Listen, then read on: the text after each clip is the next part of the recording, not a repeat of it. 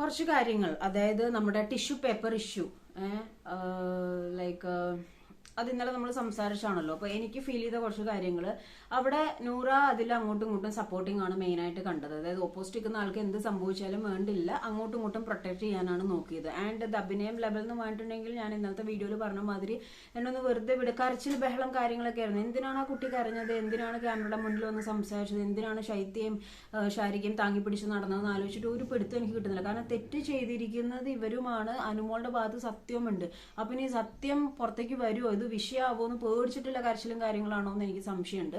And ആ ഒരു paper, ആ ഒരു എനിക്ക് തോന്നുന്നു ലൈവില് ഞാൻ ചോദിച്ച, ഇത്ര ക്യാമറാസും കാര്യങ്ങളൊക്കെ ഉണ്ട്, എന്നിട്ടും ആ ഒരു സംഭവം ചെയ്ത് എന്താന്ന് വെച്ച് കഴിഞ്ഞാൽ കറന്റ്ലി ആ വീട്ടിൽ വെച്ച് ഇൻസൾട്ട് ആവരുത്, ആ വീട്ടിൽ വെച്ച് അവരെ കാണിയെ ഇൻസൾട്ട് ആവരുത്. പുറത്തിറങ്ങിയിട്ടല്ലേ, പുറത്തിറങ്ങി എന്താണെന്ന് വെച്ചാൽ ചെയ്യാന്നുള്ളൊരു മൈൻഡ് സെറ്റിലായിരിക്കും നൂറ് അത് ചെയ്തിട്ടുണ്ടാവുക.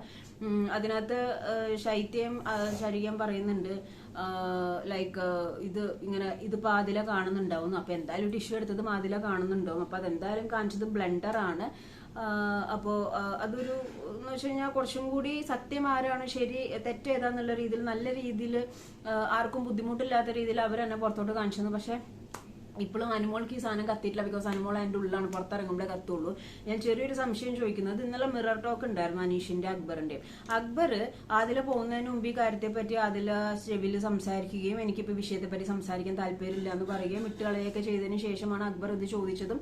ആൻഡ് ഈ പേപ്പർ നെവിന്റെ കയ്യിൽ കൊടുത്തിട്ട് നെവിൻ കൊണ്ടുപോയി അക്ബറിനോട് ചോദിച്ചപ്പോൾ പറഞ്ഞു അതെ PR-ന്റെ അല്ല ചേച്ചിയുടെ നമ്പറാണ് തന്നേക്കുന്നത്, പക്ഷെ മാറ്റർ ഇതാണെന്ന് തന്നെ സംസാരിച്ചു. ഓർക്കുന്നുണ്ടോ ആ ഒരു സീൻ?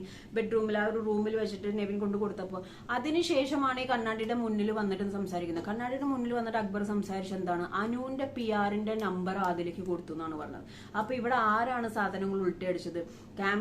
മിററിന്റെ മുന്നിൽ വരുന്നതിന് മുമ്പ് നെവിനോട് അക്ബർ എന്താ പറഞ്ഞത്, ചേച്ചിയുടെ നമ്പറാണ്, പക്ഷെ പറഞ്ഞത് എന്നെ വെള്ളപൂശാൻ തന്നെയാണെന്ന്.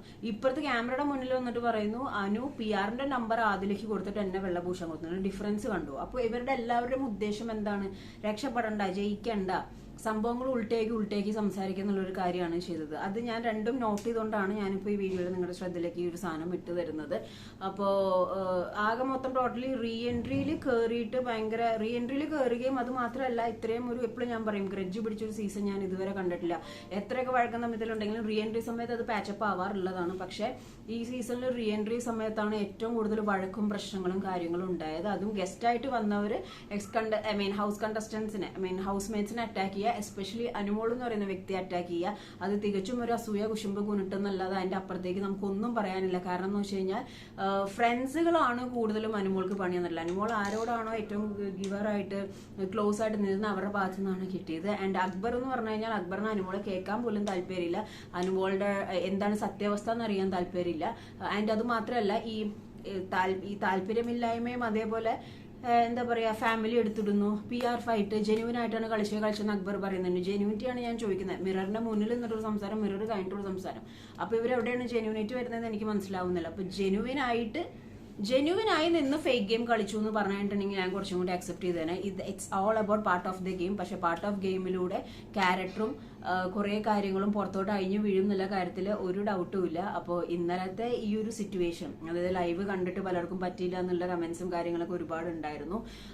അതില് ലൈക്ക് അനുമോൾ അവിടെ ഇങ്ങനെ പറഞ്ഞിട്ടും ഇതെങ്ങനെയാണ് ഈ സാധനം പറഞ്ഞ് മനസ്സിലാക്കാന്നുള്ളതിൽ നൂറ തന്നെ നമുക്ക് ഹെൽപ്പ് ചെയ്ത് തന്നു. നൂറ തന്നെ കൊണ്ടുപോയി അത് ആരും അറിയാതെ എടുത്ത് ചുരുട്ടി കൂട്ടി കളഞ്ഞു. അപ്പൊ ഉദ്ദേശം അവിടെ ഈ സാധനം ചെയ്യരുത്. കാരണം അവിടെ വച്ചിട്ട് ഇത് എനിക്ക് തോന്നുന്നു അവിടെ വച്ചിട്ട് നൂറ അത് എടുത്ത് മാറ്റിയത് അതിലേക്ക് ഒരു പ്രശ്നം വരണ്ട, അതിലേക്ക് നൂറയ്ക്ക് ഒരു പ്രശ്നം വരണ്ട, അവിടെ വെച്ചിട്ട് കള്ളിയാവണ്ടെന്ന് വിചാരിച്ചാണ്. പുറത്തുള്ള ആൾക്കാർ കണ്ടാലും വിഷയമില്ല, തപ്പ നോക്കാന്ന് വിചാരിച്ചിട്ടായിരുന്നു. പക്ഷെ എൻഡ് ഓഫ് ദ ഡേ നമുക്ക് മനസ്സിലാവുന്ന എന്താണ്, ഇവരുടെ എല്ലാവരുടെ ഉദ്ദേശം, അതായത് ഈ പ്രശ്നം ഉണ്ടാക്കിയ എല്ലാവരുടെ ഉദ്ദേശം ടാർഗറ്റിംഗ് അനുമോൾ.